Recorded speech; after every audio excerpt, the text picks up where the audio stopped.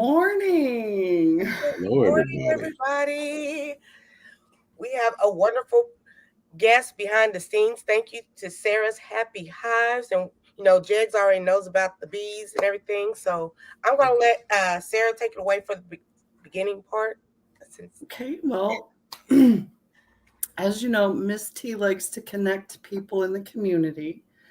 And when she asked for ideas about who to have on the show, I thought we got to have Tracy from the Hive Butler because she's an Indiana businesswoman and she's also a beekeeper. And without further ado, here's Tracy. Woo. Hey there. Hello, Tracy. Hey there. Hello, Tracy.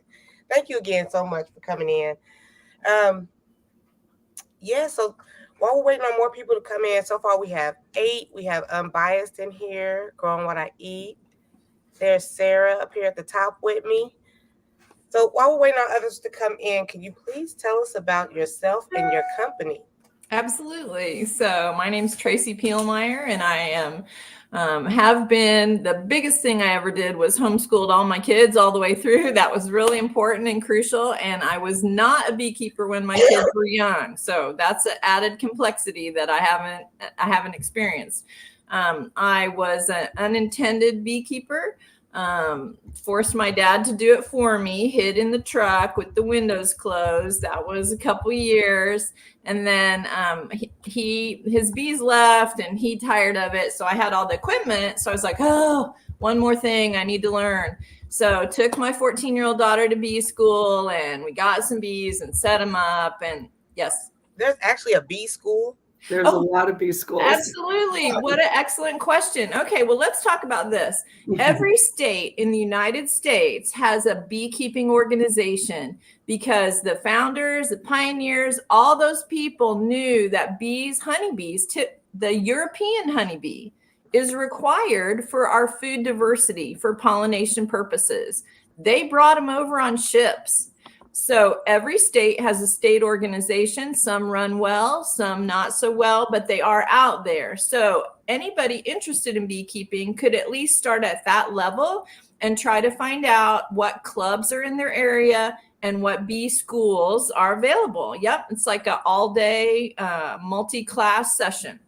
I learned something 2 minutes into the... So Indiana, prior to COVID, Indiana actually had one of the largest bee schools in the United States. I know. Used to be 1,200 people down at Decatur High School all day, the last Saturday of February. So it is still held the last Saturday of February, but the previous 3 or 4 years, it's been up in Muncie. Terrific bee school, lots of instruction, vendors there to buy all your equipment. Sarah, have you been to it? I have not. Okay. So that's, now do you belong to a club in your area? I do attend clubs in my area. Okay. And 10 o'clock bee line, I'm not sure, in Brown County. Okay. Is that the noon one? It meets at noon? No, they meet in the library. Okay. Because there used to be one in Nashville that met at noon on Saturday. I don't know if they meet at noon on Saturday, but they meet, I think, the second Monday. Okay. So go ahead.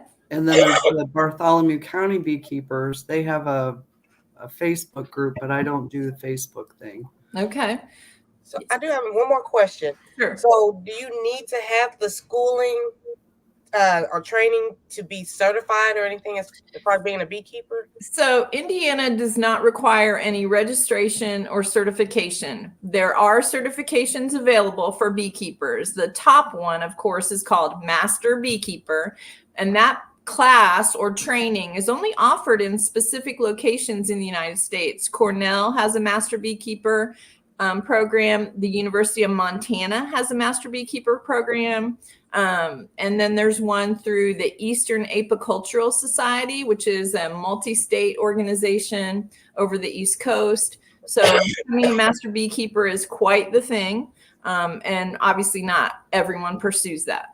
Okay, so what is it? A master beekeeper and just versus a regular bee? So there's a new program started called the Great Plains Master Beekeeper, and that actually has 3 levels: apprentice, journeyman, and master. So you can take the apprentice level to just get a basic working knowledge. Certainly not required. It's just something that some beekeepers choose to pursue. Okay. But what I want everybody to know is they could go to thebeekeepersofindiana.com, and there's a map of all the clubs in Indiana, which I think there's over 30 now. So there's a lot, and try to find one in your local area to attend. Okay.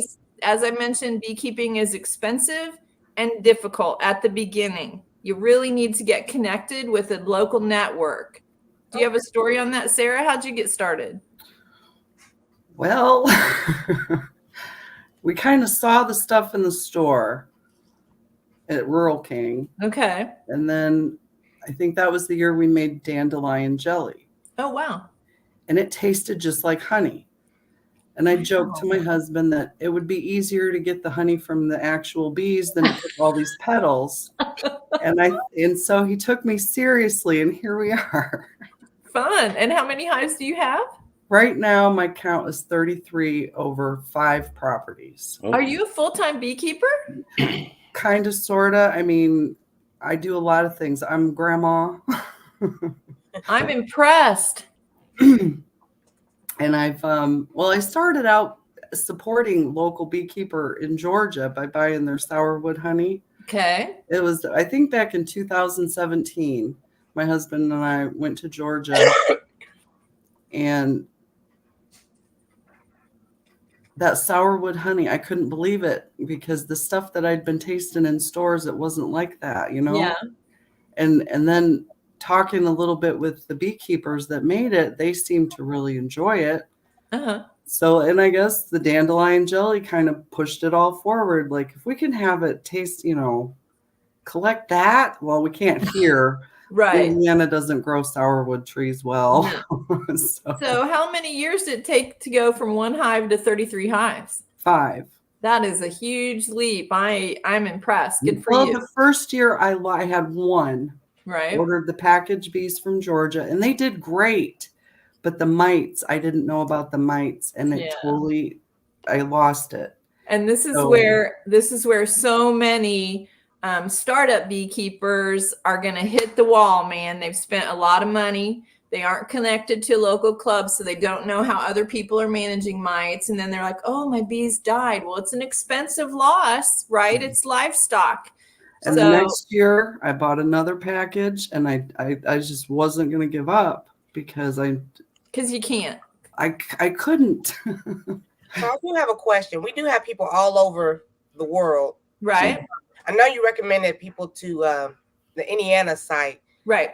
Is there a site like for every state? Every state has an organization. They all have different names, but literally you could go to your search bar and put in your state and beekeeping association and see what comes up. As a business owner who wants to go to bee conferences, that is what I have done. Georgia, beekeeping, Iowa, beekeeping, Kansas, beekeeping. So, yeah. And you did state there was a lot of money. So would you recommend people beforehand of buying the products to go to like the clubs and things like that? So as a club leader now and a person who is a vendor at conferences, this is what I can tell you. Again, the learning curve is pretty steep. So before you commit hundreds and hundreds of dollars to equipment, start getting educated, which is where the internet is a huge help, right? There's crazy people on the internet. We all know that. There's really good instruction also on the internet. You need to find some people, if you can, who are actually, again, in your state, because beekeeping is very local based on the weather and the flora that supports the bees. It doesn't help me in Indiana if I follow a beekeeping influencer from Florida. Okay. Totally different. And those bees are acclimated to that climate. So for instance, one of my favorite guys to follow on YouTube is Fred Dunn, Dunn, and he's in Pennsylvania. So about the same weather as I have in central Indiana. Okay. So getting educated, and then the advantage of getting connected to a club is there are always people aging out, moving away, and downsizing. Okay. Jakes, how many hives do you have? You have your hives going? Right now, I have 4. Okay, perfect. But I'm in the process of making more. Okay. I got Go the wood Jags. in the truck now, and I just got to get it done. So, do you guys agree that an important part of beekeeping is a little bit of hoarding? A little bit. Because I save my the cottage cheese containers and Oh my peanut gosh. butter jars for my Uh-huh. wax and propolis. Okay, good idea. My thought about that was just about you're going to expand. You never have enough woodware, do you? And that's it. I've just run out, and I'm trying not to panic because they're still swarming out there. Yes. I was going to say, I'll ask my wife about that hoarding stuff. Does she? I I'm might not get gonna. kicked I'm out. not gonna. I know. And so, but hopefully she has a hobby like sewing or crochet where you can say, well, you have a stash of your stuff and I have a stash of my stuff. That don't matter. Oh, dang. So what all do you hoard? Like, I know there's the pea suit, the veil. What all do you guys have? So go ahead, Jake, tell us woodware. What's the woodware deal? I got 3. I got 1 suit that is for a person that's 6'2" and slim. That is taking up space. Then I got 2 other suits. I got some frames that are not put together. Me too. I got boards sitting all out in the carport. And I just got a whole bunch of stuff to why she looks at me and just shake her head every now and then. But to Sarah's point, swarm season, my girlfriend that I mentor and work with a mile away called me last night, almost at dark. I'm driving up to Thorntown to get a swarm off a kid's swing set. Do we have enough stuff to set up another hive? So Jake, if you're splitting, right, you have to have another bottom board, an inner cover, outer cover, a box, and at least 9 frames to go in that box. So it's just this constant, oh, can't get rid of that because I might need it. Yep. So we have newer people here. Could you guys explain the swarm process? Absolutely. So swarming is how a colony replicates, like we have kids. Okay. A healthy, robust colony. Don't use kids. Don't use kids. Okay. Because all kids do not leave home. Well, I was going to add that at the end that we want them to leave, but I got you because I have a 20-year-old daughter here. So a healthy, robust colony, the way they propagate themselves is they'll outgrow their space. They get their queen ready. They take the existing queen and 50% of them fly off. They leave behind capped queen cells that are going to hatch out and take care of the remaining population. The swarm flies out and hangs somewhere for a temporary hold, and that's called a bivouac, and that's this big ball of bees that you'll see hanging on a lamppost or a tree branch. People get very nervous because they can be big. Okay? So they're there for a temporary time. Their scouts are going out looking for the next place to set up shop. And while they do, their bellies are full of honey because they're transporting it to the next place so they can barely sting you. The queen's in the middle. They're keeping her at 93 degrees. The scouts are all going to come back and say, this is what I found, this is what I found, this is what I found. And then they're going to take off to set up shop somewhere. So if the beekeeper gets a notification while they're hanging there, it's fun, fun, fun. Swarms are magical, and I never get tired of catching them. How about you guys? I'm waiting for the next one, but I'm like, I got it. Well, I have this is empty now. So I can put them in that, but then I don't have, and Steven, he's making more boxes for me. Right. So there's the thing. You're always trying to accumulate more. And do you have any swarms? Well, unfortunately, where I'm located at, yeah, I don't see nothing around here. I'm in the city, and there's not much around here. But I go to my property in the country and just set up some boxes. I haven't been back to check them out yet. Oh well, where are you located? Georgia. Okay. Oh, so you got your swarm season's probably over by now. It's so warm, right? Right. Yeah. So here, I will tell you this secret, both you guys. If you want to catch more swarms, our club got a Google phone number, which is free. All you have to have is a Gmail account.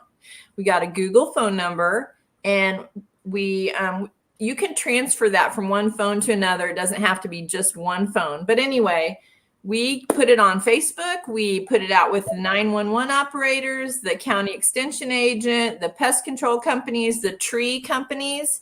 If they see swarms, call this number. Those calls come into my phone almost every single day. I kind of get the details. How high is it? How big is it? Where is it? And then I call beekeepers I have on my list. Do you want to go get it? Do you want to go get it? Because when people see a swarm, they are desperate to get rid of it. And the Google phone number hides your personal phone number. So you got a little bit of privacy there, but somebody is going to need help and they don't know where to turn. So they end up killing them. There's And somebody that needs help in the chat right now. Janet, almost homesteading. She has a friend in Terre Haute that has a swarm right now in her yard. Okay, so tell her to go. So she can go on Facebook. There is a page called Indiana Honey Bee Rescue. 2 words, honey bee. Indiana Honey Bee Rescue. Post a picture of how high and say how high it is and a basic area and if somebody can come get it. There's also a page called Central Indiana Beekeeping. You can post it there. Oh, okay. Let me see. David Lewis is in Indiana, in New York. Yep. That's what I want to say. The Hive Butler uncapping tank is a nice tool. What is that? Does anybody have one of those nearby? No? I don't have the uncapping tank from the Hive Butler yet. But it's like this with a honey gate on it, and then it rests in the bottom. Right, there's 2 totes, right? Yep, there's 2 totes. So I don't know if you guys know, when bees are storing honey, they put a wax cap over the cells of honey when the honey is at the correct moisture, that it will stay stable and not ferment. So that is capped over honey. It's sealed in the wax comb. All right. And you can't harvest honey until you cut off those cappings. So that's part of the honey process, is you have to cut off the cappings before you can spin it out. Right. So we designed an uncapping tank. Thank you. Thank you. We designed an uncapping tank to help contain that mess and make your processing a little bit easier. I keep for the right and the left gets me on this. I know. Me too. Me too. So you guys I have a tiny little YouTube channel for the Hive Butler, but you can go there and see some videos of the uncapping tank in action and why we like it. All right. It's on Pamela's list. Yay. Now, Pamela is window of a Honda in Brown County. She's been getting swarms left and right. I'm telling you, my swarm call just rings all day long.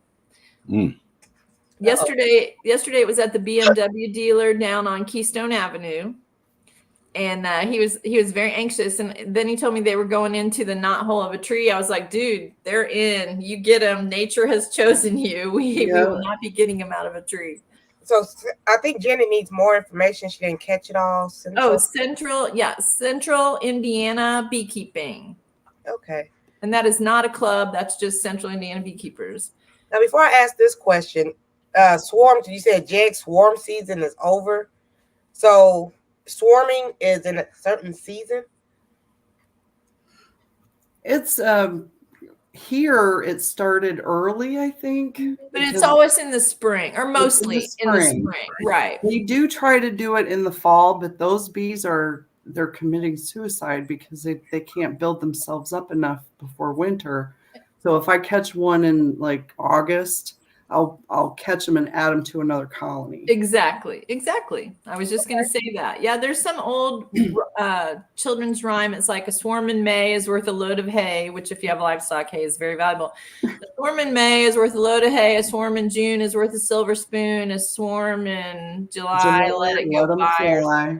Yeah. Okay. Right on time work. I don't know nothing about the mother whatever rhymes, but hey, I just do what I see. Absolutely. And honestly, If somebody calls me with a swarm in September, I'm like you. I can't just let them die. I go get them and I try to do something with them because they're trying. That's my motto. If they're trying, I'm trying. I love you, Tracy. You're so Oh. dear to my heart. You guys as well. You're the same as me. You're doing the same thing. So that's what I love about the beekeeping community. We all want to help. We want to do better for them because they're helping us, right? So right. Well, welcome in, everybody. We have over 34 people in here. Oh, Fresh and Fire in Georgia is in the bushes at work. Sneak peek. Gonna have to try to guess. Let me read I this. I can see it. Yeah. So, how do you all go about cutting grass when does it upset the bees? So go ahead. You guys going. What? You just keep going. You can cut it that way. Around my bees, I use the weed eater too. The thing is, I just cut. I don't be playing, taking my slow time. I just cut and get it out the way. Yeah, that's what I meant. Just keep going. 9 times out of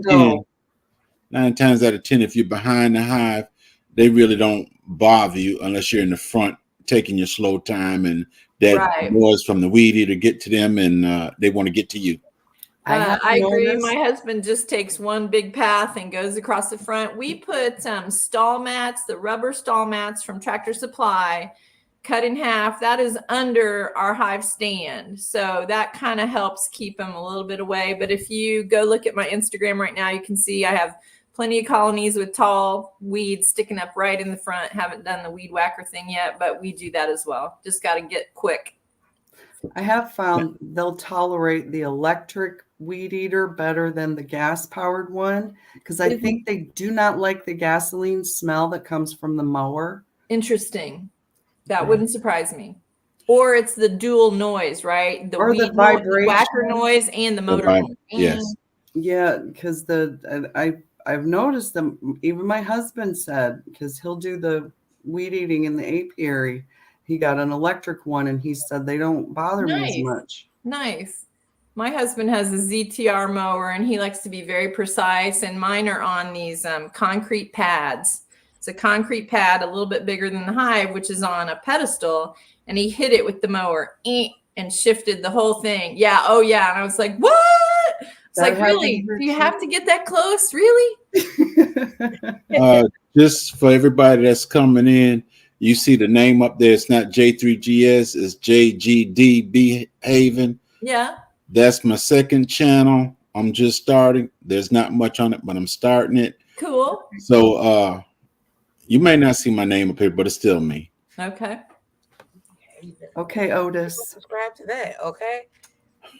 So we do have a lot of people in here also who are like kind of wanting to become beekeepers, but are nervous, potentially getting stung. Do you have any, like, advice? I do. I always say, did you fall off your bike? Okay. Did you ever crash your car? And I'm not trying to minimize it, right? But we've all had shots, and they hurt. But I do not get stung every time I get in bees, and I'm sure Sarah can attest, and Jake can attest. I can work 10 beehives in a day and not get stung at all. Right. I can go out one time to dip a drowning bee out of my horse water tank, trying to be nice, and I get stung. Yep. So it's not an ongoing, continuous problem in any way. The only thing with becoming a beekeeper is get some classes, go to some like whatever area you're in. Like I'm a part of the Omaha Bee Association, even though they haven't seen me for a little bit, but I am a part of that. And just go take some classes, watch a lot of people here on YouTube. Just get the knowledge of it first, and then to do it. 100%. YouTube's the reason I'm even here on YouTube, because when I was looking for bee videos, I ran across Kodiak Farm Bee and Walker Bee Ranch chat, and they encouraged me to do videos, of course, in the beekeeping, but they're in different areas. Right. So I have to take what they say with a little grain of salt and say, well, if they're doing that there, but it's not time for me here, then I need to, So that's why it's good to go to local meetings. Right. Look for videos from people in your area. Yes. And another thing I would tell you for learning for new people, order the free catalogs from the big retailers. Better Bee has an excellent catalog with a whole section in the middle about education.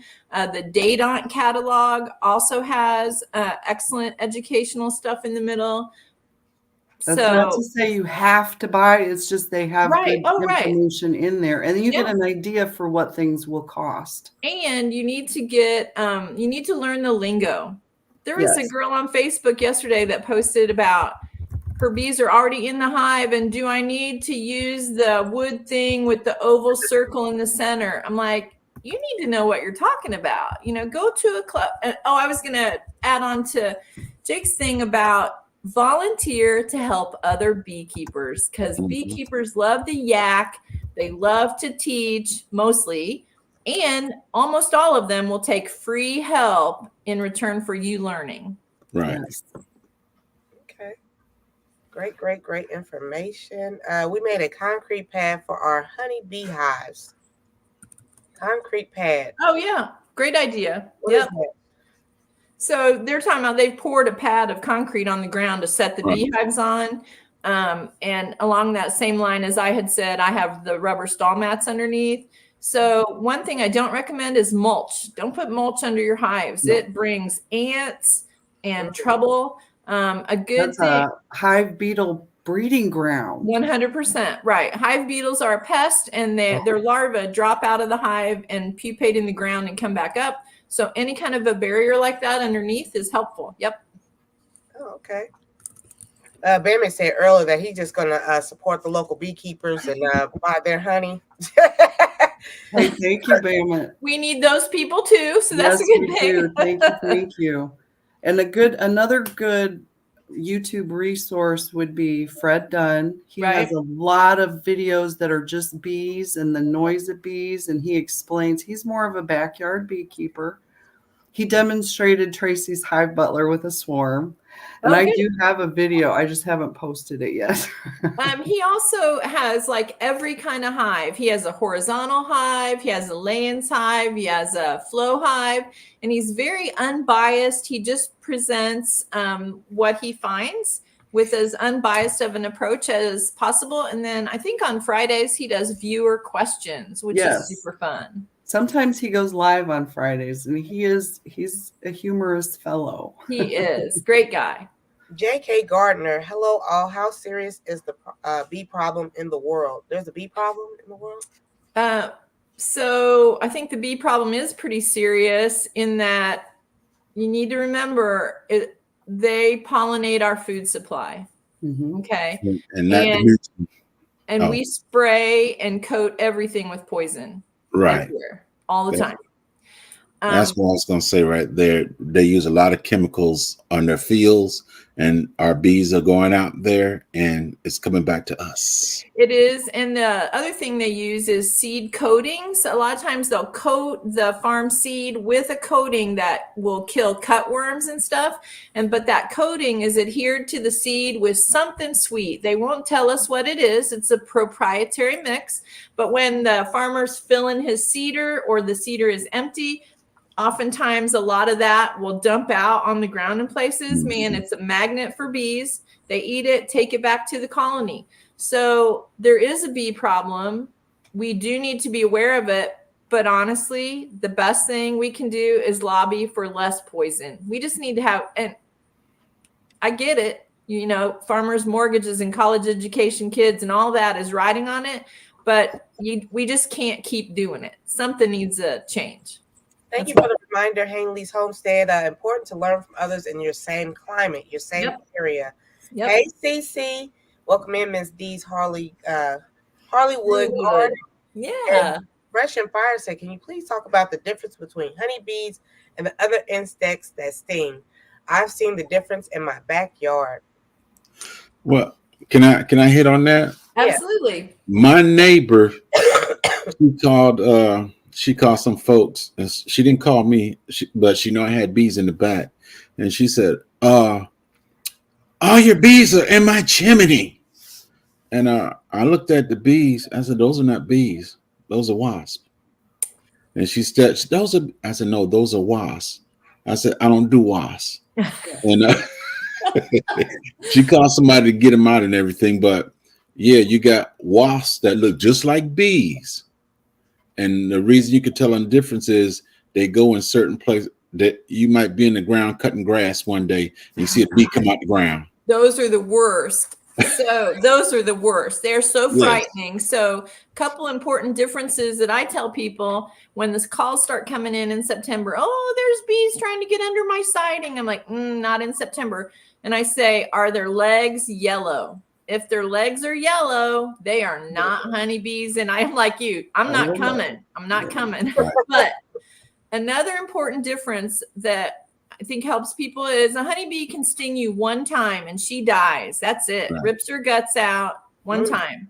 Yellow jackets, wasps, hornets, they can sting you over and over and over again. They come at you in mass and they will do that. They're dangerous. Mm-hmm. A good way to kill the ones in the ground is a 5-gallon bucket of soapy water. Yes. I tell everybody soapy water will get rid of those hornets and wasps. And do it at night Or when they're all diesel. home.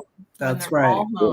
Or diesel with a match. Well, I don't want to recommend that. I don't want to recommend that. 危ない. ちょっと待ってください. Hold on a minute. That's dangerous. Oh, okay. So kerosene is better because it's slower. And they were There you go. I used what was on hand. I understand. That's a good job, Miss McCoy. And you took time to educate the people who they thought they were bees, but they were right. That's a bad rap, right? Honeybees get a bad rap. We had a big fight over in Fishers, Indiana, which is a very populated area because one lady got stung by one bug on a mailbox, and a beekeeper had bees in the rural land adjacent, and the city of Fishers said no bees, period, because this one lady got stung by a bug. So honeybees get a bad rap. They don't come for you like that. No, they don't. If they did, we wouldn't be beekeepers. And a lot of times when I get stung, it is my fault. I've either hugged them too close, I've either squished them, or I've done something. So I don't blame them. And that's if you start getting angry at them for getting stung, they feel that. It's like putting blood in a shark-filled water. They will come for you if you get angry with them. And honestly, after a while, you get stung like, ugh. So it's not, you don't react like you used to, right? You don't. No, but the side effect for me is amazing. I feel physically better after I get stung. My joints loosen. I'm freer. I actually breathe better. Ms. T, you should talk about apitherapy sometime. There's a guy here in Indianapolis, Don Tucker, that does apitherapy, which is bee sting therapy, and it has good results, I think, with Lyme disease, arthritis, all kinds of things. It's pretty impressive. Well, thank you. Yeah. DC says the wasps need love too. They help get rid of caterpillars. Well, I'm going to leave that up to them. You go ahead. I was stung over 50 times, but I can't say whether arthritis didn't bother me. All I could say was I didn't have any reactions or anything. I got stung over 50 times at one time. Gosh. That's a new beekeeper. So important to note that honeybee venom and wasp venom, totally different. If you're allergic to one, that doesn't mean you're allergic to another one. So, of course, you would need to be tested, but I'll tell you a funny story. When I started beekeeping, my husband, who's my favorite person, said, I can't help you with the honeybees because I'm allergic. And I was like, oh, okay. So I went about beekeeping for 3 years even. And finally, one day I was like, well, what happens to you that you're allergic? And he said, oh, I get like this big swollen hump and it itches and it burns. And I was like, that's what happens to everyone. Yeah, you're getting a bee suit for Christmas. So he just didn't want to go out there. That's 100%. Yep. That was it. Haley said yesterday assisted with a beekeeper with the meanest swarm ever. Picked out 15 stingers. I've never seen that in 10 years. That is very uncommon for a swarm. Some of them, well, and that might have been a hungry swarm where they didn't find their place to go and they're starving. Or did they have a can get queen? I mean. wonder if something had happened to their queen. That could have been too. Yeah. Yeah, that's because I usually don't get stung during the swarm. I don't either. But there was the other morning, I was on my way to my Japanese Bible study, and I got a swarm call from the gas station that I was going to get gas from anyway. Perfect. But they had already left. There were like a dozen bees. So I put them in my swarm box to keep them because they stung me on the wrist. Oh. But they were it was wet and cold, and they were probably hungry. And Does anybody else use duct tape on their? Yeah. Okay. I did that in the very beginning. Now I wear Mr. Clean dish gloves, believe it or not. Yeah. Those work. And if you do get stung through them, like you can feel it, ding, you got the sting, but the venom doesn't get through. Yep. So yeah, it's a lot less traumatic. I go with gloves and without gloves. It just depends on how. If they're acting up or it's after 4 o'clock, I put gloves on.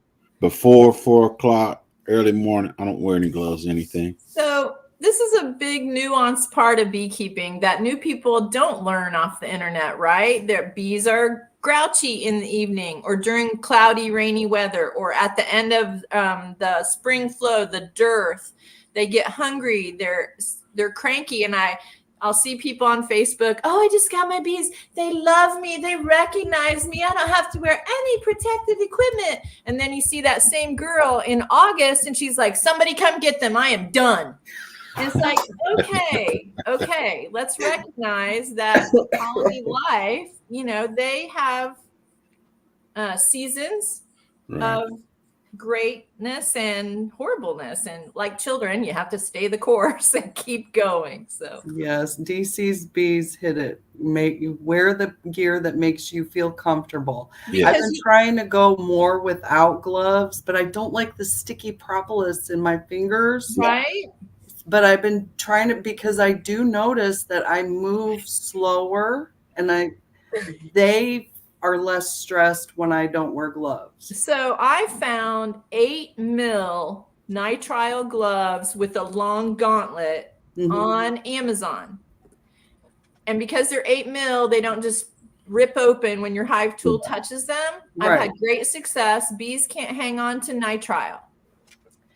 So I'm sorry, I didn't mean to cut you off. No, not at all. So Cece, I'm with her. So Cece, I like how casual you guys are about the bee stings. So describe like your first time getting stung versus like now you guys just kind of nonchalant, like, oh, got stung. Well, I told you about my first time. That's when I got stung by the 50 bees. Oh. I rode around in my yard trying to get the bees off me. Once they finally went down, I came to the house, got some more sweatpants, put them on, went back, finished doing what I had to do, then came back, and that's when the wife, she helped me, and she was counting all the red marks I had on me. Now, I just said the cheap gloves, I was wearing the cheap gloves, doing the bees. One stung me in the hand. I really didn't notice it until I looked at how the glove was torn. Yeah. But now, if they hit me on the center of the hand and stuff, it's okay. But when they hit the back, that's when I kind of feel it. Yeah. But I haven't been stung in a good while lately. I actually stung myself yesterday. A dead bee was stuck on my thumb, and I went to wipe it off and push the stinger into my thumb. Fortunately, no swelling or anything. But I tell people I usually get stung right after I say, I'm just gonna fill the feeder. I'm just gonna adjust that lid. I'm just gonna save this drowning bee. That's almost always when I get stung. Or I'm just gonna write quick. Yes. Oh yeah. There is no right quick. Don't think you're gonna do it right quick, because then they'll have other plans. Yeah, I went to Sarah's apiary we actually went to the back once, but I've been to her house a couple times. But yeah, everything's slow motion. There's no Go real quick. slow and be the tree. Well, couple things. So I tell people, wear the gear that makes you feel safest and most relaxed. There is no shame in putting on all the gear every time for the rest of your life. If it makes you feel secure and be a good beekeeper, wear the gear. Absolutely. If you're going to have a more enjoyable experience with them, wear it. Yeah. And Put the hat on, because I've not been stung in the face. I've been stung Right. in the neck, but not in my face. I had one glancing blow when I unzipped my veil far away from the hives, but still out in my yard. Took the veil off, and we literally were eating Freezy Pop because it was so hot. And this bee goes ding and got me right. I was like, seriously, Yeah, it wasn't even and out that's here. how it happens. So, Lon Diva in Texas, like, what does it feel like to actually get stung? Like the first shot? A good hard shot. Yeah, Yep. like a shot, like a. It's like they hit you with the needle, then pulled it back real quick. Yeah, and having a Freezy Pop on hand, literally, I like crack it, and so I do ice right away. I feel like that is very helpful. I just kind of shake it off and keep going. That's it. Right, but if And I then can put a Freezy Pop on it, I will. But you're Yeah, right, you got to keep going because Hang most on, I of got to us write that down. Keep Freezy Pop. Freezy Pops. Most of Keep us don't Freezy have Pops while other you're bee- working. Most of us don't have other beekeepers in the house who could solve the problem, right? Mhm. So if I drop an entire box of bees off accidentally and they come out like a tornado, I have to fix it. Like you said, Jake, I have to fix it. There isn't someone else. So that's kind of a mental thing that, oh crap, but I have to fix it. And this is why I started the other channel. Well, two reasons actually, but one of the reasons I started because them two little girls, grand girls I got, hopefully one of them may pick this up. Right. So we do have, okay, so DCB said the dead bee stings are the worst. And then Jay, I can never get that name right, said dead bees actually sting. Well, they're not doing the stinging. Whenever I touched it, I pushed it into my thumb. Right. It's On like the if way you across, step on so. a dead bee, it'll get you. But so a honeybee stinger stays in you. She flies away. The stinger is still in you. All right. If you look closely at it, the little pumping mechanism is still pumping the venom into you, even though she's gone. It's Wow. pretty creepy. So you want to get that out of you as fast as you can because it's going to keep going till it runs out, obviously. So flick it out as fast as you can. Do those They're just like fish hooks. They got little barbs on them, Right. so they just stay in there. Yeah. Except for the queen. Except for the queen. No barb on her stinger because No, she she can go can- around and kill all her sisters. But she doesn't usually sting humans. She Oh, of wants course, to get right. up. That is- she wants that to is get at correct. other bees because That I've is not been stung by a queen Oh no, I haven't either. yet. I mean, I know it happens, but No. she's more looking Focused. for other queens. She's more like two-legged women. No. okay. Bee suits get hot in the summer. Yes. Yes. That's what I was going to say. I have a little video on my YouTube channel that I give my 11 tips for new beekeepers. One of those is spend the money and buy the ventilated suit. Because under my ventilated suit, I can wear shorts and a tank top or a swimsuit. And you can't feel the breeze go through. So, but yes, they get hot. Welcome in, Hack. I love all the conversation and confession. It's so real. I'm a new beekeeper and appreciate your experience. Thank you very much. Yeah, absolutely. And we have over 50 people in here. So Yay. Venom in the fall seems like it has more potency. I wonder if that's a data point. I'd be interested to find out about that. 22. Let's see what else. Biggest trick is getting the sack off. Okay, yes. And don't pinch Right. scrape it. Right. So I just use my thumbnail or Hive tool, whatever, flick it out. I try to teach this to little kids every year. We do second graders at the 4-H Ag Days, and their eyes are this big. And we're like, it hurt going in, but doesn't hurt coming out. Just get it out as fast as you can. Yep, scrape it off and Keep going. Yep. So supposedly, the less often you get stung, potentially worse reaction. So if you haven't been stung for 5 years and all of a sudden you get stung, could be worse for you. And that's I hope not for myself and other beekeepers, because I mean, it swells and it itches and it sucks, but then the Right. couple days after that, my body feels better. So. Well, supposedly it's good for arthritis. So I was, if I'm going to get stung, let's do my fingers, right? That'll be right? Why can't they sting right where I need it? I know. Therapy. Because you have your knees covered, you have your elbows covered. Every place there's a joint, you got it covered. I will say, one time early when I first started beekeeping, I started with a girlfriend that I went to high school with, and we got up to 30 hives, and it was a lot. So I can't believe, Sarah, that you do 33 all by yourself. That's impressive. I do. My husband helps me a lot. But still, he really does, and it's a lot of work to do that well. Recruiting as I go, help along the way. I'm making friends who are beekeepers, so I can eventually say, "Hey, let's have an inspecting party." Yeah, no, you totally should start your own club.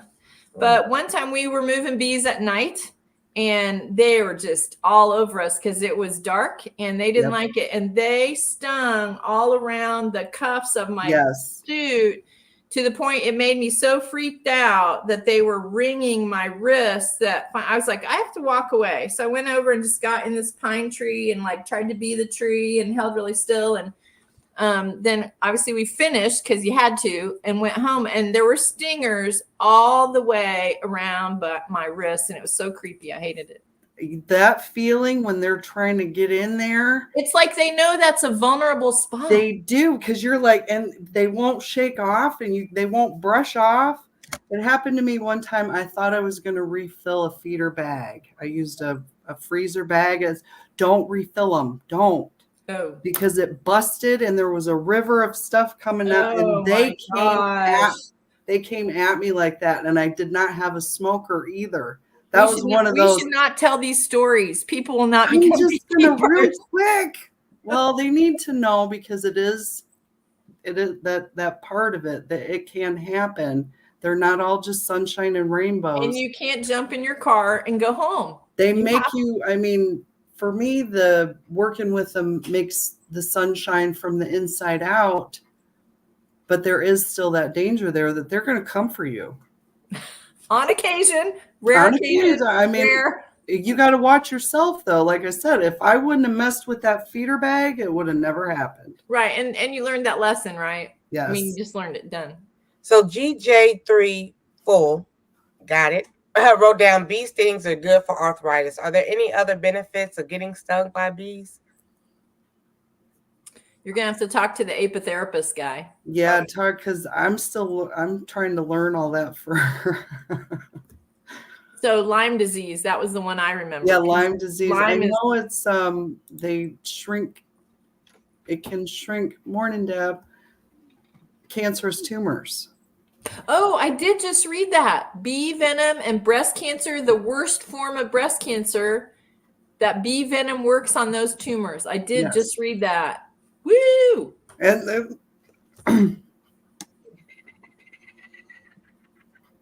And then the propolis, that's a whole other live stream. So I started using a propolis throat spray long before I was a beekeeper. I was a school bus driver for 7 years. I never had one sick day. I bought these little bottles of propolis throat spray, and it tasted awful. And I made my kids use it, and now even my kids know that is the go-to, man. As soon as I feel a tingle in my throat, I use propolis throat spray. So do you save your propolis? Have you made your own tincture with it? Yes. Oh, good. I haven't done that yet. I just have freezer bags full of propolis. My kids are like, really? And I do. Really? And from the beginning, that's what I wanted to do. Okay. And so you have a recipe? My first hive, I had this like 4 little bits of propolis. I'm like, it's never going to grow. It's never going to grow. Well, now I have like containers full of it. I'll send you mine. Yeah. I'll send it to you. Oh, so I see that DC's bees and propolis. There you go. Propolis was the old school toothache remedy. You were supposed to bite on it on your sore tooth because it is also antibacterial, antimicrobial, all those things. Yes. Good to know. I did have some teeth issues that before I went into the dentist, the propolis did help. Interesting. It did. Yay, I mean, it's miraculous, right? Why aren't people? Why? Yeah, it's miraculous. I love it. We just got to talk about it more. We do. Absolutely. There's a company in Ohio called Beepothecary. Instead of Apothecary, it's Beepothecary, and that's where I buy mine. Beepothecary. Mostly, and I just buy the Everclear, the strongest Everclear. Soak it in there for a good week, maybe even a little longer, and then strain it out. And there you got your tincture. Okay, I'm gonna do that because I have freezer bags full, and my kids are sick of it. So we have been talking a lot about the bees, but you actually have a company, a website. Tell us about your business. So my product is the Hive Butler, which Sarah graciously brought with her. And I was a beginning beekeeper. We were so excited. I pulled out that first frame of honey. I was like, look, we did it, or they did it. We have this honey. What should I put it in? Thank you. There it is. And my husband and I could not believe there wasn't a food grade tote of any kind made for honey. We were just like, this beautiful, perfect frame of honey. Should I put it in that old cooler that we were using on camping last weekend? Or should I put it in that flimsy Chinese office tote? And honey is very heavy. A small frame of honey can weigh 8 pounds. So a hive body with 10 frames, 80 pounds. So the Chinese tote boxes don't cut it. They just break. The cooler is got, black mold in it and fish smell. We just couldn't believe it. And so the old school method was you brought your wooden box in that had all your honey frames. Well, there's no bottom in the box because you make a stack of them. So it's going to leak on your counter, in your garage, in your car, wherever you put it. So we were like, we should have a box made for beekeeping. And we were very unaware of how challenging that is. And so we thought it would be easy. It was not easy. It was not cheap. But we kept thinking, well, it could do more than just honey. Honey is only maybe 2 weeks out of the whole year. So what else could this box do for us while we have it? And so then, of course, storing your drawn comb in the off season is really important. As we mentioned about hoarding, you need your drawn comb for the next year.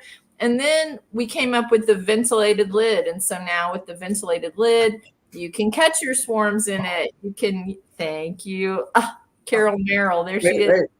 There we go. Thank you so much. So there's your ventilated lid. So now you're using it to pick up swarms, to protect your queen during hive inspections, to make splits, or just to take the heavy honey away. And then we made it into an uncapping tank. So we tried to make it this versatile tool that would help you all year round.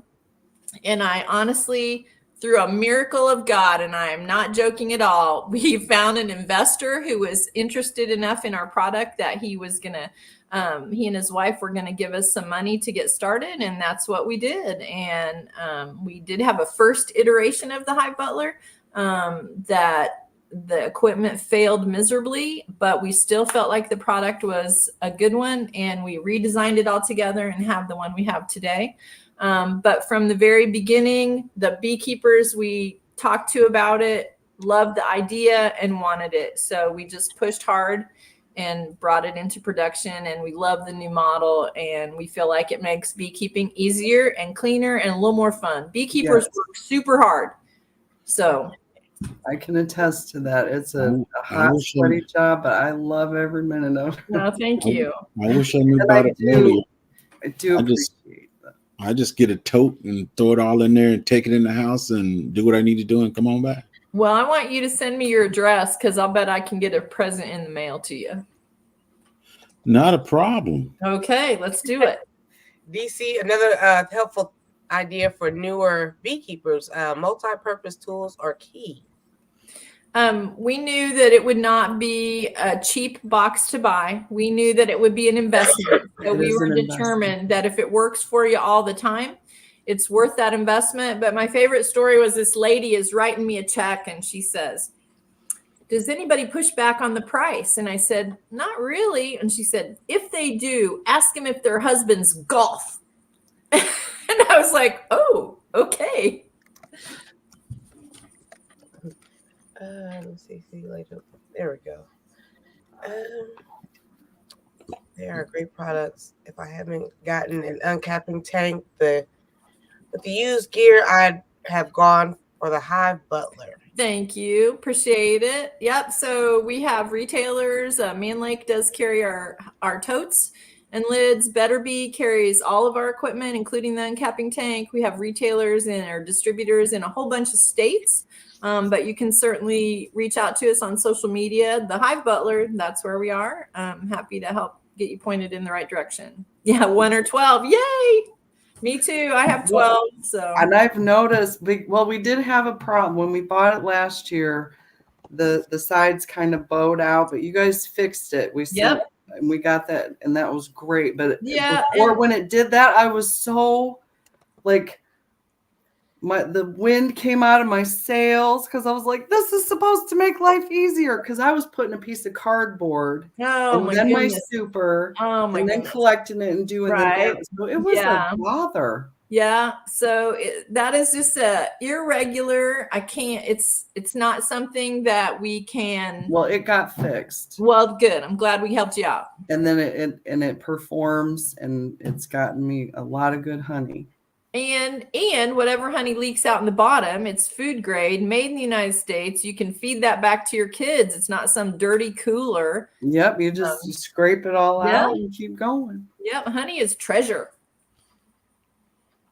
Awesome. Yeah, we have a lot of gardeners, and I hear a lot about the bees help out tremendously. Right. And a ledge farmer, that is not real honey that you're getting at the restaurant. No, not at all. And let's also say that even though Costco says they're selling you organic honey, not possible. Bees travel a 2.5-mile radius of their hives. There's no way they could prove or know if the bees only worked organic food sources. It's just not possible. So thank you, Costco, but no. Yep, she's a Hoosier. Yes, Tracy is a Hoosier. Indiana strong. Yeah, thank you. And all of our products are made in Ohio, actually. So we have American workers working for us. Indiana strong, but Ohio made. Okay. Well, I'm Indiana strong with a Michigan base. Okay. I was born in Michigan. There's a lot of plastic manufacturing that goes on in Michigan, Indiana, Ohio due to the automotive industry. So, a ledge farmer said, so come on, man, finessing him by telling him it's organic. It's not. It is organic to a point. The point is you only got 1% organic in it. That 99 is not organic. Okay. That's right. We can't prove that there's no organic in it. You are correct. You are correct. Ohio, yay. My family's from Ohio originally, so lived in Indiana most of my life, but still love Ohio. See, that's the way I am about Michigan. I was born in Michigan. That was my home. But now Indiana's my home, so I'm a Hoosier. Nice. Let me tell y'all something about this honey again right now. And you got 3 beekeepers up here. Go to Wally World. Okay. You can go to 5 Wally Worlds and get the same type of honey. And come back, sit down, and taste every one of them. And they all will taste the same. Yeah, now you got Sarah, that's Indiana. Yeah. You got Miss Tracy, Indiana. Mm-hmm. And you got the Honey King, J3GS. The King. Okay. JD. Ooh, I can't even keep my own name straight. You'll get it. JGD. JGD. And you taste all 3 of these honeys, they will not taste the same. And they won't look the same. Right. You can tell right off the bat. If you ever see a picture of a honey show, the rainbow of colors. Yep. Right. Thank you, Sarah.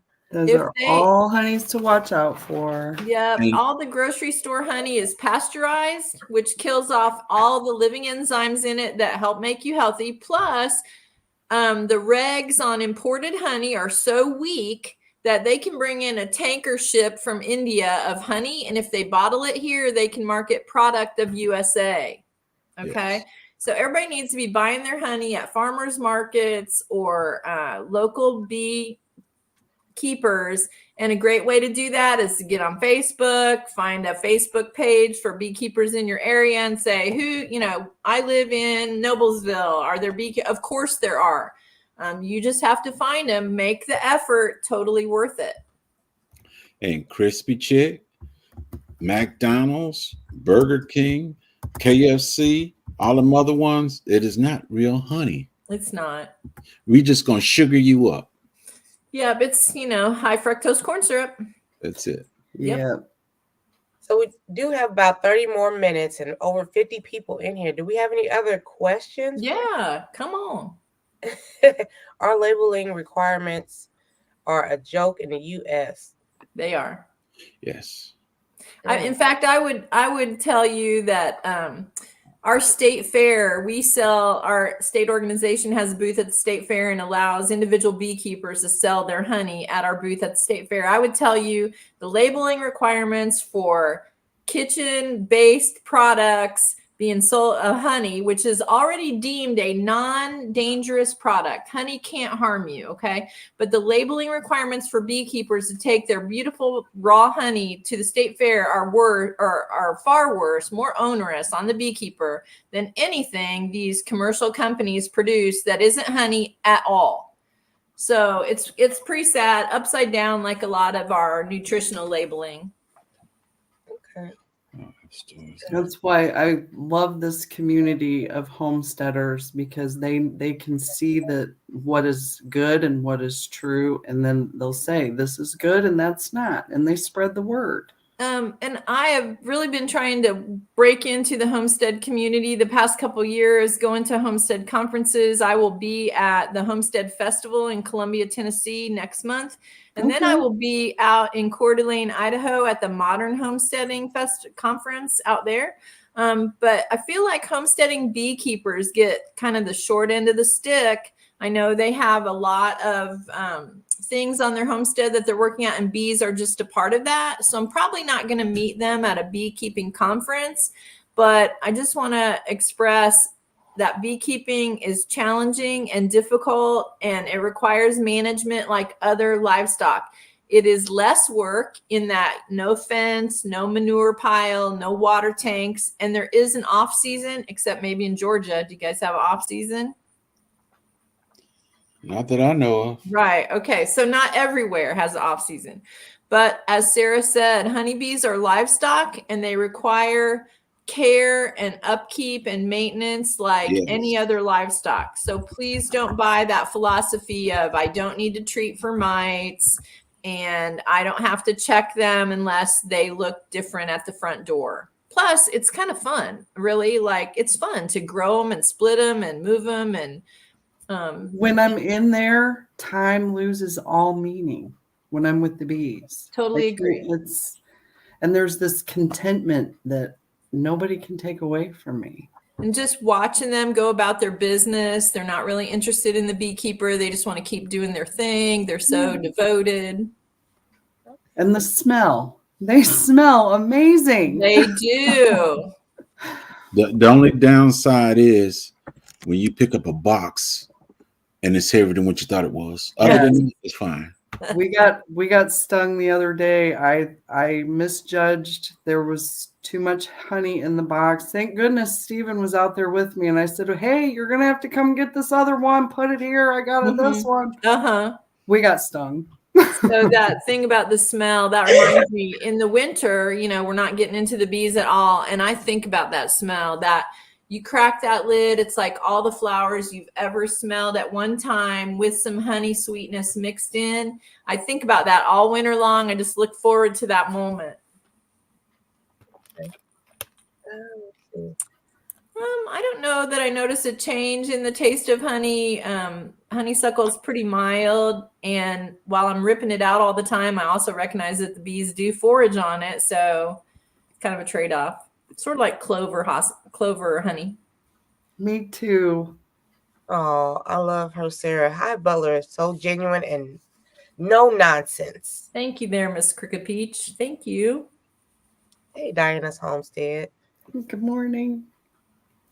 Before you ask Diana, the answer is no. I still haven't received the package yet. What is going on with that mail system? Hey, All right. hey, it's coming from Texas. Okay. Hey, Sourwood Branch Bee Farm. How you doing? Good morning. Thanks What for a pretty coming in. logo.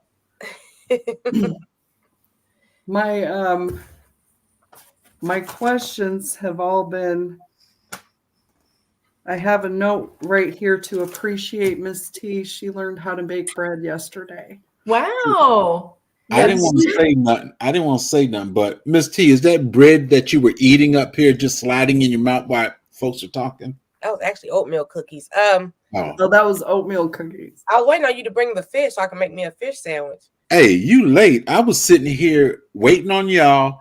I said, I can't wait no more. I just went and ate and drank my coffee. So what kind of bread? I guess just regular. It was just Loaf of regular bread. basic Sandwich bread?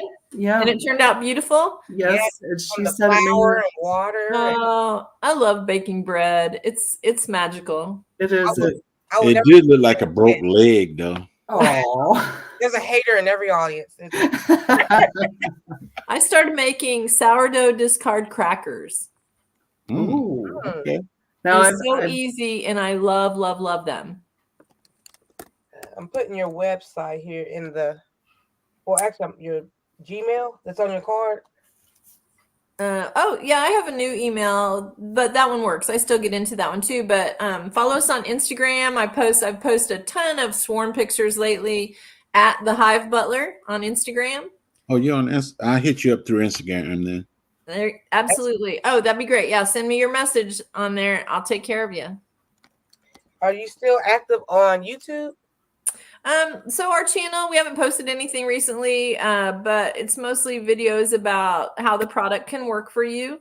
I love teaching beekeeping, but who has time? I just don't have time to stand in the bee yard, and my husband's never home to shoot the video. And so I haven't put anything up recently, but the ones that are there will definitely help you, especially if you own a Hive Butler. Okay. So a lot of people in our community purchase honey from Jigs down there, J3.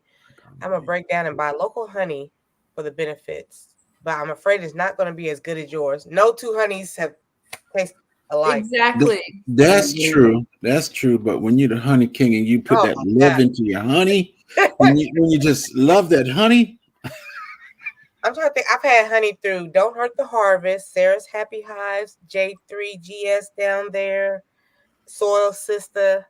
I've had a lot of people's honey in this community. I have Soil Sisters honey. So same. Yeah. Hunter's Honey Farm is down there. They're the oldest family bee business in the state of Indiana. Okay. By you. Hunters. I think I saw their. They have billboards. I think I saw their because I think I got their bee pollen from. Yeah, Hunter's Honey Farm is down south, and then the largest commercial beekeeper in the state of Indiana is Clover Blossom Honey. That is Dave Shenafield. He's up in La Fountain, north of Kokomo. He has over 1,000 hives here in Indiana, and he ships out to do the almond pollination every year in Well, they ship them out before the holidays, and then the pollination happens in January. Okay. Urban Gardening Chronicles found you on the gram. Yay. Family farming. Okay.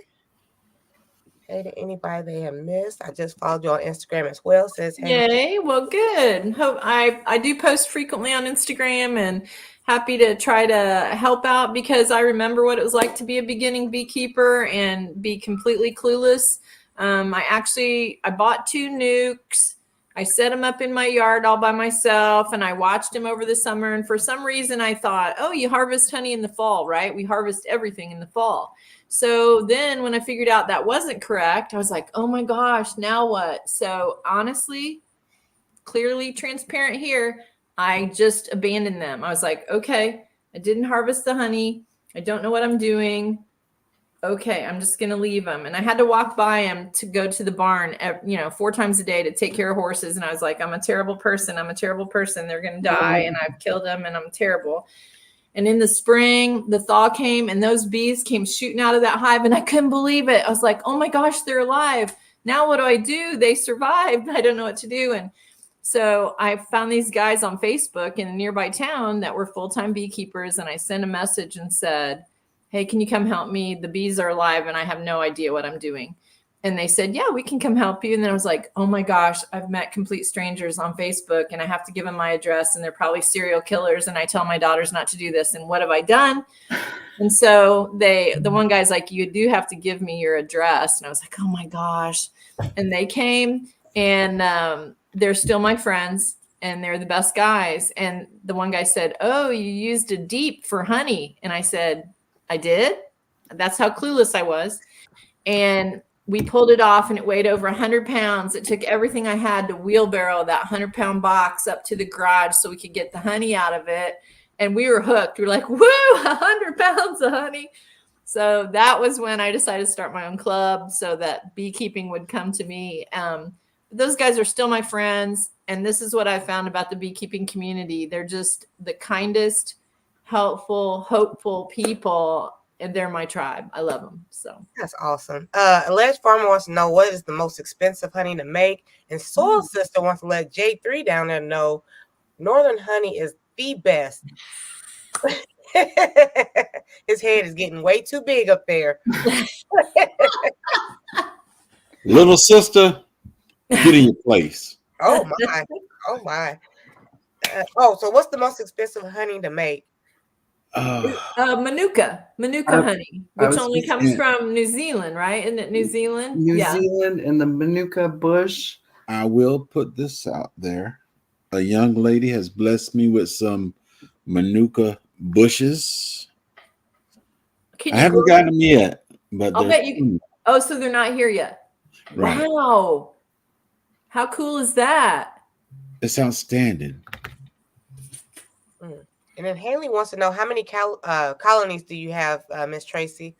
So last year, because I was traveling all the time, I had 11 hives in my yard, but they weren't all mine. I have a couple acres. So my club hive comes here for the winter. I was mentoring a lady.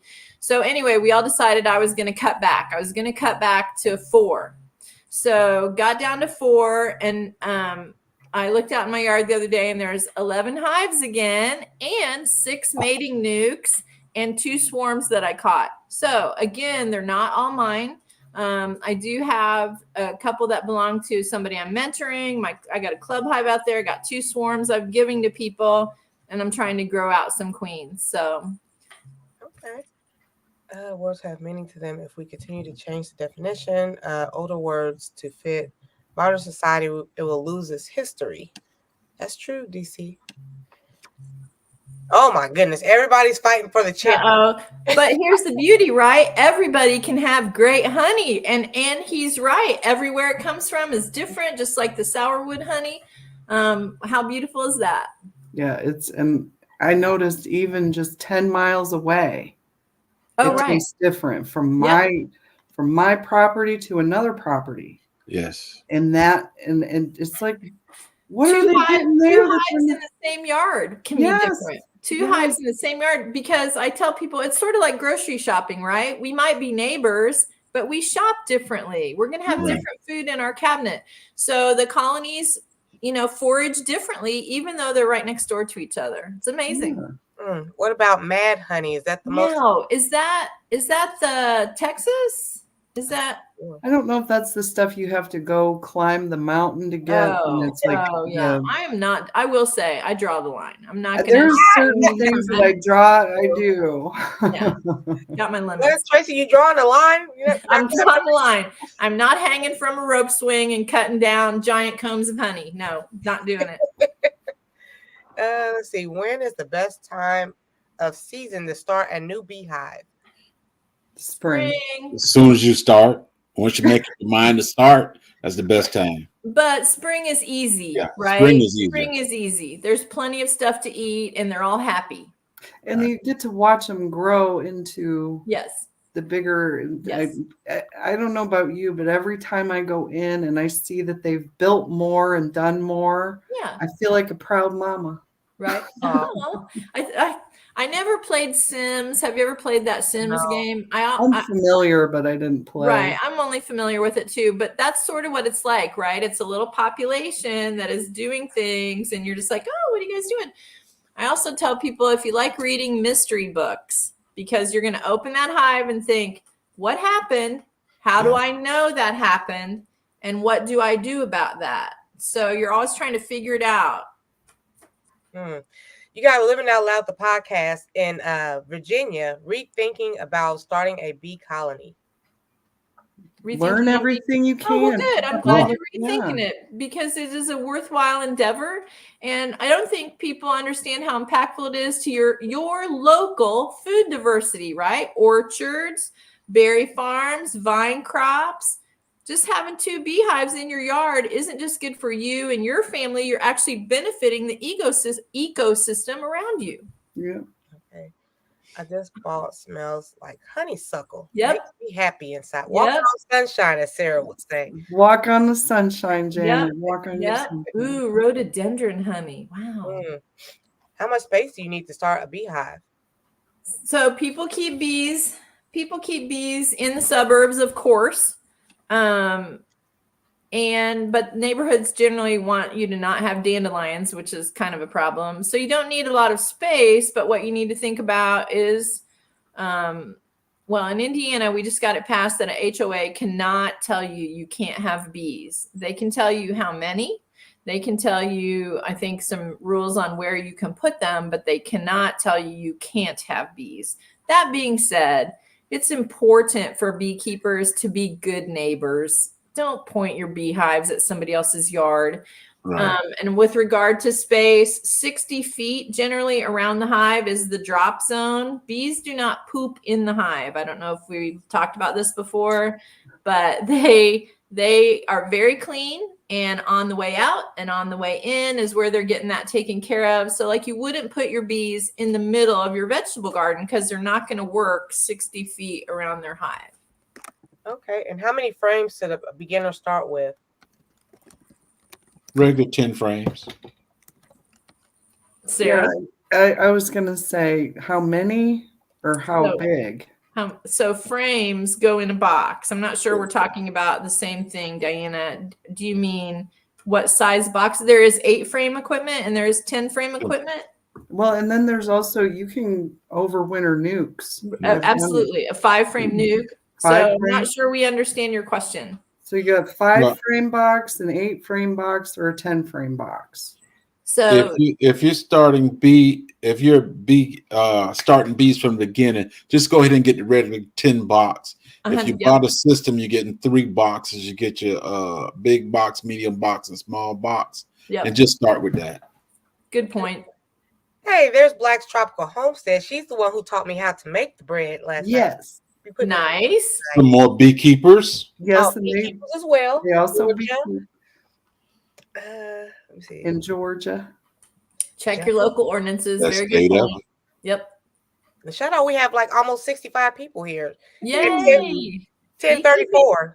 Beekeeping's the bomb. Bomb diggity. I'm walking on sunshine.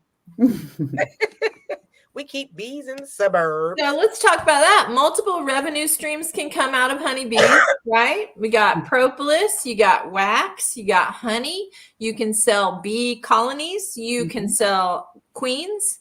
So there's more. You can mentor people for money, teach class, whatever. So bees are a good resource in that you can do a lot of different things with bee products. I don't think people even think about wax and propolis as products, but they are.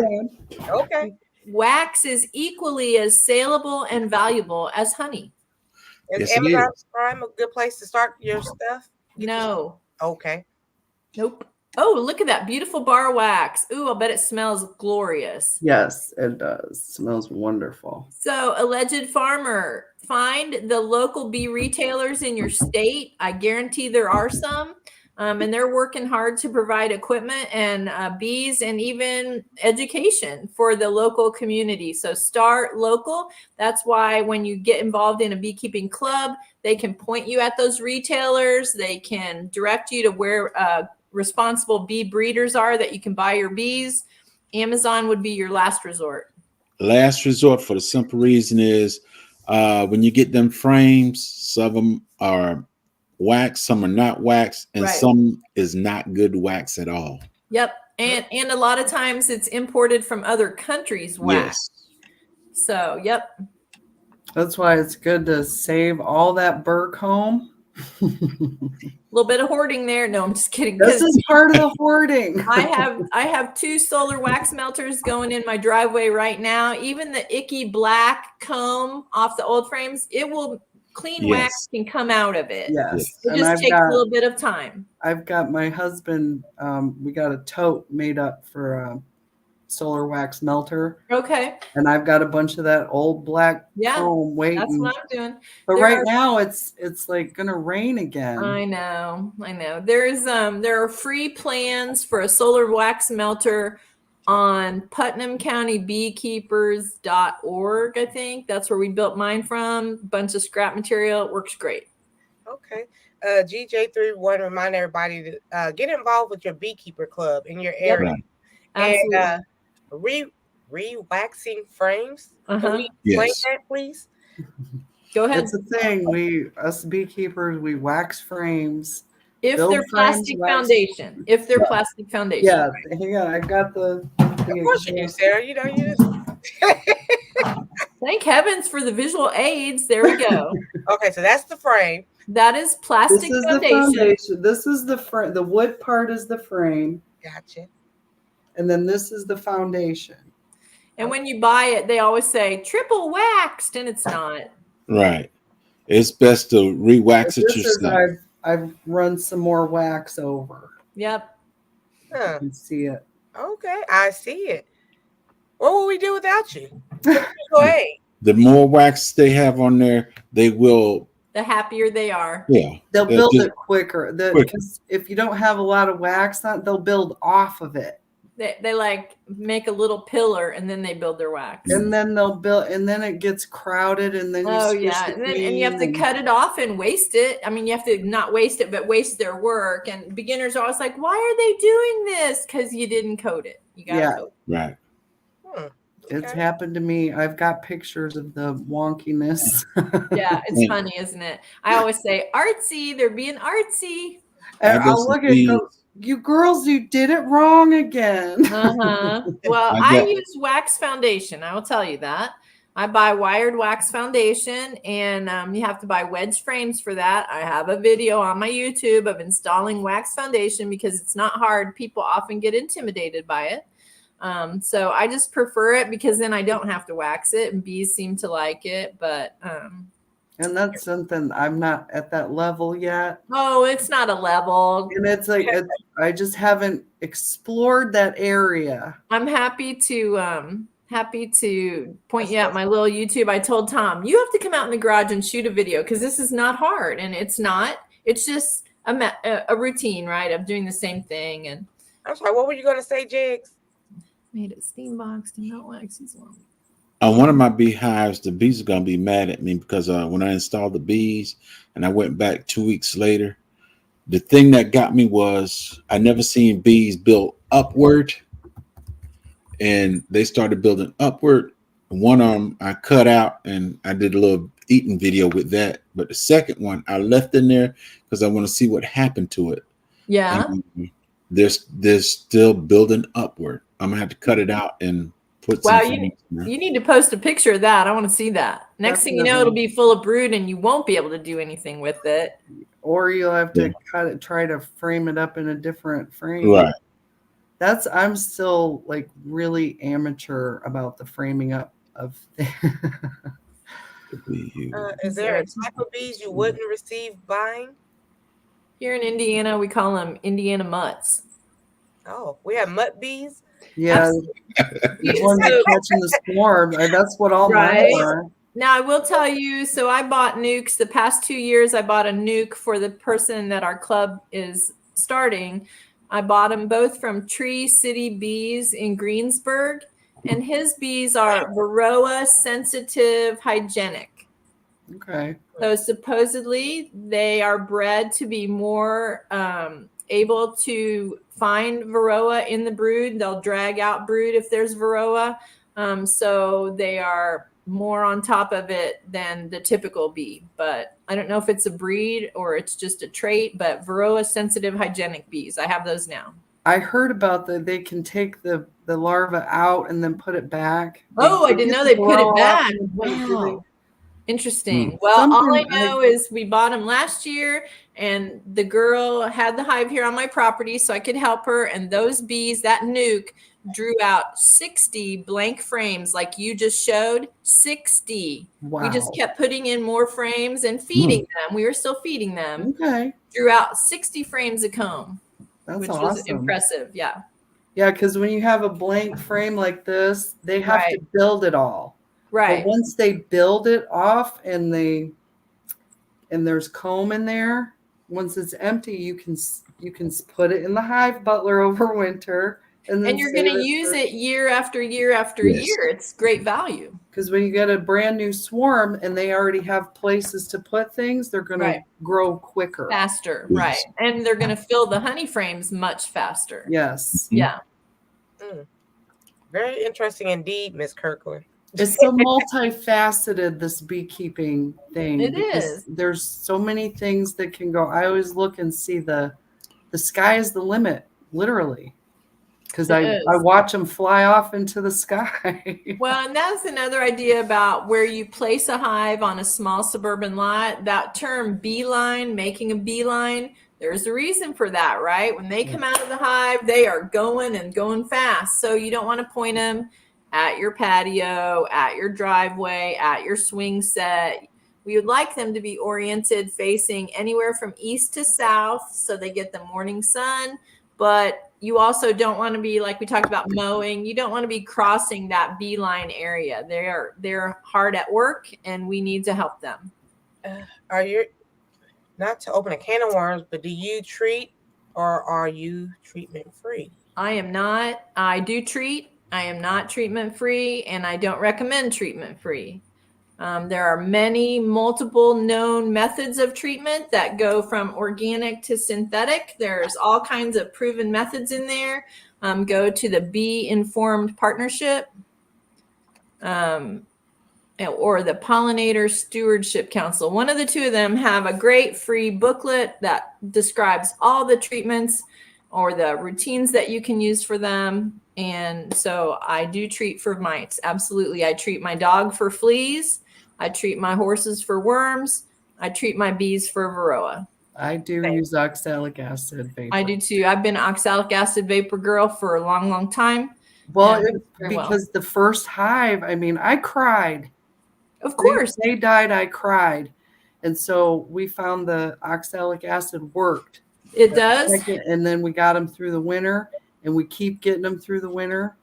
And it just, So I think the important thing about new beekeepers is first follow and pattern yourself after someone who is sustainable and successful.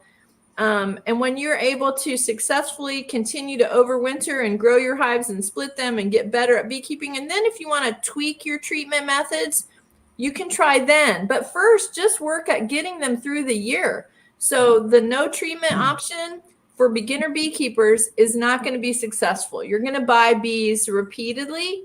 So first, just get good at beekeeping and then kind of dial in your treatment. I know Formic Pro works on varroa even under the capped brood, which OAV does not. So I'm kind of doing a mix of those treatments. But yeah, I want my bees to stay alive. I want to be a sustainable beekeeper, not buy bees every year. Now, I've been sustainable for the past 3 years. What'd you say, Jake? What do you use? I use the strips. Oh, the Apivar? Yeah. When you find something that works for you and you do it. Yep. Right. Let's see. There actually such a thing as honey flavored toothpaste. I haven't heard of that. There's Propolis toothpaste. Ledge Holmes said, just take your toothbrush, stick in some sugar, and then start brushing. I saw that as treatment, but stopped 6 years ago. My winter survival rates get better and better each year. Good for you, Hanley. Yes. I'm glad to hear it, of course. Do you ever do mite counts, just out of curiosity? Oxalic acid is a naturally occurring thing. It already in the hive. It's in a lot of different natural things. So it's not a chemical that has been created to kill. No, it's in spinach. It's in kale. Rhubarb. It's in rhubarb. But don't buy the old thing of, oh, I just need to lay rhubarb leaves on top of my frame. We're talking parts per million. Right. And if it was that easy, we would all do it. I promise. Good to hear. Well, Good to and I hear, guess David. one of the reasons why I keep doing it is because it's not easy. And it takes that level of thought. And if I go out in the bee yard just traipsing and tromping like a bull in a china shop, then it's not going to go well. But if I slow down, just take my time, apply what I've read, and it goes well. So I think building a good hive inspection routine is important. And I try to do that when I'm mentoring someone is, okay, before we take the lid off, what's our goal? Why are we getting in here? What's the goal? And how will we know if we have achieved it? Like, I do not search for the queen. If I see, I'll look for her, but I'm not tearing in there for the sole purpose of seeing the queen. All I need to do is find evidence of her. Right. So, and sometimes your hive inspection will go all the way to the bottom. And sometimes it's a hive check. We're just checking. We just need to know that everything's on track. And if it's on track, I'm probably not going to bug you for 1 or 2 weeks even, especially during this busy season. Right. South Florida Sunshine came in a little bit later. She said she went to your YouTube. You don't have much there. Are you? Right. I'm on Instagram is where I do, if you're asking me, Instagram is where I do most of my stuff at the Hive Butler. Yep. Wood sorrel. Interesting. Let's see. What else? Have we seen anything else? Now, Almost Homesteading with Janet. She is our resident weed eater. And okay. She makes videos where you can eat the herbs that grow in your lawn wild. Like you can eat clover. Yeah. Yeah. So she also does the TV guide for the YouTube, different channels that go live. So Janet is so dear to our heart. Well, maybe she can answer a question for me. Somebody just gave me several comfrey plants. So why do I want comfrey and where should I plant it? I mean, it's beautiful and I recognize that. But I'm just wondering, somebody I knew planted it outside their fence at each fence post. I know it has a giant taproot, but is there something I'm going to use it for other than just enjoying it? Beautiful. You have fruit trees and stuff around your house? I do. I have a couple apple trees. Planted at the base of the fruit tree, and when it dies, just let it lay there. Right. Take it in you can use comfrey for a lot of things in your garden. Okay, perfect. I will do it. I'll do it today. Yeah. I need to get out there to my weeds before it starts. It's not raining here. Is it raining where you guys are at? It's not. It's looking like it wants to. Right. I would like some rain on my hay. No, it's sunny out here. I don't see anything in the sky. Thank you, King. Thank you. Hey, I am going to have to go because I have a truck coming in to pick up some Hive Butlers, and I got to go open the dock door. So I've really enjoyed meeting you guys. Enjoy meeting you. Make sure you send me a message on Instagram, and I hope we can talk again. Sarah, thank you for recommending me. I really appreciate it. And please hit up my new channel. This is I will do it. I will do it. Thank you so much, guys. Got to go. Bye. Have a great day, Tracy. Have a good one. Busy. Well, thank you. That was perfect timing because Swoop Like Me is about to go live here in 9 minutes, and somebody can drop their link.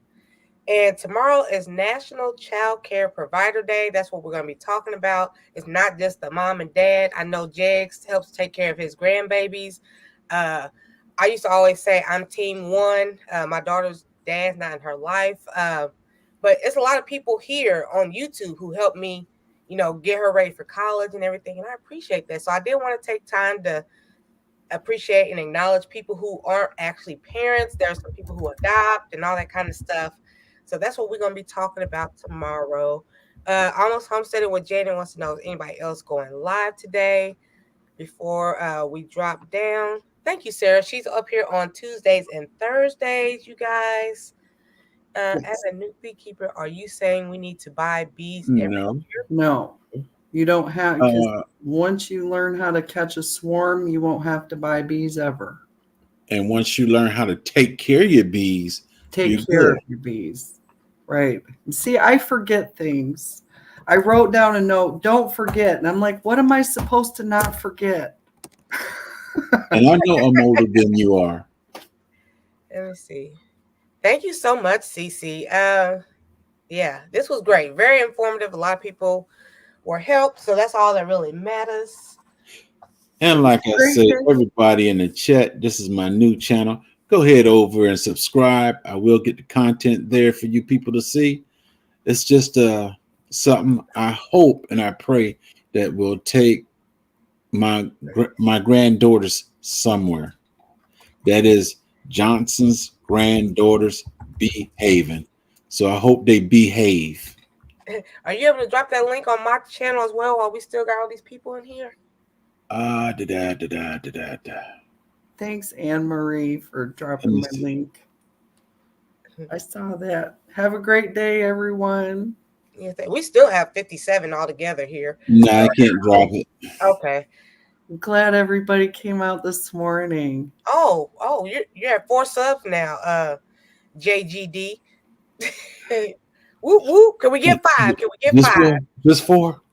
Just four. Hang on, let me get over Thank here. I'm what is it? Tampa Creek. I don't know if she's in the bushes or not, but with Tampa. Okay. With Tampa Creek, everybody seemed to met my twin brother and everything for the JGD page. Let's bring it on back to home. It's me. It's me. Oh my God. You want to win Watermelon Wars, the King of Honey. What are you bad at? What are you bad at? Nothing. Okay. All right. You have to get to know me to know how good I am. Putting some corn down today. All summer ledge. Tampa, come get your people. And she keeps every time I'm in the chat or something, she's snitching on me. Oh, that's just J3GS. Anne Marie, are you able to text me the new channel? Because I can't pick it up here on the stream. I gotta see Jags over there behaving. That's for the girls to behave. Uh-oh. She said she couldn't find you. I'm looking, I can't find. Well, he only has the at. Yeah. I think it's like if you're under 50 or 100 or something like that, you have to put that at sign. Did you find it? Okay, I see it. There we go. Woo, woo. Oh, that's not my phone. Oh, it is my phone. There we go. Yeah, I'm about to say it's your phone, not mine. Okay, and I am number. Wow, you went from 4 to. I'm 24 now. Okay. See, you tried to be first, but you lagged on too much. You're not the first one. Wait a minute, King. Wait a minute now. Well, I'm in there. Thank y'all. I appreciate it. He's not behaving at the moment. Okay. Well, and I wanted to tell you guys that I'm looking forward to seeing everybody's videos, but I'm having a time issue. The bees have been calling. Life be life, and that's I hear that a lot in these YouTube streets. But I'm gonna catch up as I can. I've been trying to leave little emoji comments because sometimes I get like mentally exhausted where I just can't look at another thing. Mm-hmm. I understand. So yeah, swoop goes on in about 3 minutes. So I'm just holding on. We went from 64 people in here to 51. So thank you for the 64 people that were here. Yes, thank you. It's been I'm thankful for you all this Thursday. New friends and dear friends. Yes, ma'am. Yes, I enjoyed meeting the new friend, Miss Tracy. Yes, Miss Tracy. Yes. Oh, it will not be the watermelon king. He is not the king of watermelons. Texas is coming strong. All these jealous people. Lisa got 200 pounds. Lisa extracted 200 pounds of honey. Oh, outstanding. Wow. She's in Alabama, remember. Grammy Lisa. What a resilient dad. Bye, wellness. We're just saying hello to everybody now. Everybody in the chat, thank you for coming in. If you're not thinking about bees, I hope you think about bees now, because we all can have some bees. Yes, you can. You really, really can. Let's see. Did anybody drop swoop like me? So we can pass the mic. That's a lot of honey. It is a lot of honey. I think I had 100 pounds last year that I was able to. Ooh. Are you ready to start make your gallons of honey for purchase? They are putting it in there, but I came across this plant, this purple dead nettle plant. It smells like dirt, right? I got some honey that smells and tastes like this, like dirt. So you tasted that leaf? It smells like dirt, right? Mm. The honey that I collected tastes like this smells. So I don't know if it was like, maybe I should have waited and let them eat that honey, but they're going to get it back because, it looked great. And when I started uncapping and scraping it, it's I take it, just open it up and set it out there and let them take it back and refine it. Yeah, when it quits raining, that's exactly what's happening. Up, so I'm just. They're all over this stuff, and it's just starting to fade off. The blackberries are popping because I know that honey is good. It's what, Sarah? Is popping? The blackberries. They popping? They're popping. Blossoming. And one of the melaleuca tree and stuff that I'm getting. The manuka. Yeah, manuka. Now the only thing to it is we know bees don't just jump out and get what's right there in front of them. Right. I'm wondering where I got to set that my bees will actually go to it, because they come out and up. They don't just come out and just forage right there, other than to get water and stuff. I was gonna say like 100, at least a couple 100 feet away from where they're, and I guess try to watch where they go. Maybe plant it in their beeline. Because I'm still trying to figure all that stuff. We're planting stuff around in our apiary that probably our bees aren't going, but somebody else's bees are getting. That's the point I'm looking at right there. Somebody else's bees gonna be getting this naluca, this flowering stuff. And there's nothing we can do about that. The bees do what they want. Swoop did a 7.5-hour live stream yesterday. You go, Swoop. Swoop! So I was trying to see if she is live now. She might be sleeping today. Okay. Are you guys sure that she is going live today? Because I don't see any kind of notification or anything. I think she only says she do it 3 days a week. I know Hump Wednesday, Thursday, and Friday, and Saturday. No, Wednesday, Thursday, Saturday. Because I know she does. No. During the day, it's 3 days a week, and then you got Saturday. So I think she may not be on till tomorrow. Okay. Well, I think Swoop ain't live. So Miss T can go another hour now. Or we can find somebody else. Miss T, look, we got 17 minutes until when Miss T says I'm hungry. We got 17 minutes. She ain't hungry. She been eating it. She's been sitting here eating the whole time we've been talking. She been eating. She ain't hungry. I was living off of oatmeal cookie. Okay. I got 3 Musketeer. I'm on my way. See, I got to go to Columbus, Indiana now. It says keep shining. Keep smiling. Okay. Knowing you. How does it go, Jags? Always count everybody. That's for sure. That's what friends are for. Sound wonderful. So, is there anybody else going live?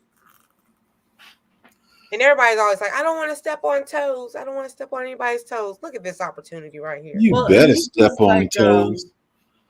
This is like that double Dutch I told you about, Yeah. where I feel like I can't jump into the double Dutch.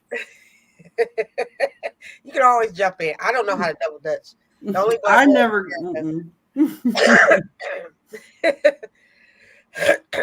I step on toes all the time. See, my toes get stepped on. Oh, before we do leave, are you feeling better and better each time we do this, Sarah? Yes, I am. Before you know it, we'll be looking at Sarah, and she's on there, her and the bees out there. And oh no, y'all just come on in. I got this. The bees are here to help me. Come on. She's like, Jags, Miss T, you guys can just sit back. Yeah. Me and the bees got this. Maybe next week gonna be a little when it's not swollen. raining. She's eating on camera. I'm comfortable here now. hey, breaking off a little bit of bee comb every now and then, popping it in her mouth. Oh, just wait until I get that harvest. If you guys do not know, Sarah walks around with a jar of honey. She'll take one to the head at any given time. Pause. Oh, pause. wow. First pause today. My jar is like really, it's all across the room. We was at the restaurant. She flipped open that purse. I said, okay. Oh, y'all go to the restaurant. She bring her own honey, huh? Yeah. I had to bring it for him to taste. Okay. It was an awesome walking on sunshine moment. Yes, it really was. I'm glad you guys invited me. Because it did something for my spirit, and I'm better. Yes, that's what I said. Because I don't know who's going live. I don't see Swoop, so I'm just like, that's what friends are for. But I do want to walk the dog before it starts raining. Yeah. You don't know how to walk the dog? All you do is get your yo-yo, you sling it down, just let it spin, then you just bump it, and it come right back to you. I never could get the hang of that though, Jags. But hey, it's easy walking the dog. There you go. I haven't messed with a yo-yo in years.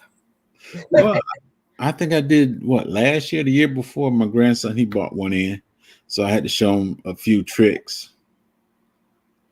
Thank you, DC Space, for that reminder. Fear is not of the Lord. Yes, I love my Hive Butler too, Lisa. Yeah, we're just up here like la la la. But thank you all for being here. Thank you, Grammy, for watching. That's the signal right there, because something about to go. Y'all have a blessed day. I'll see y'all in these streets, people. We'll see ya. Bye, everybody. Have a safe day. Have a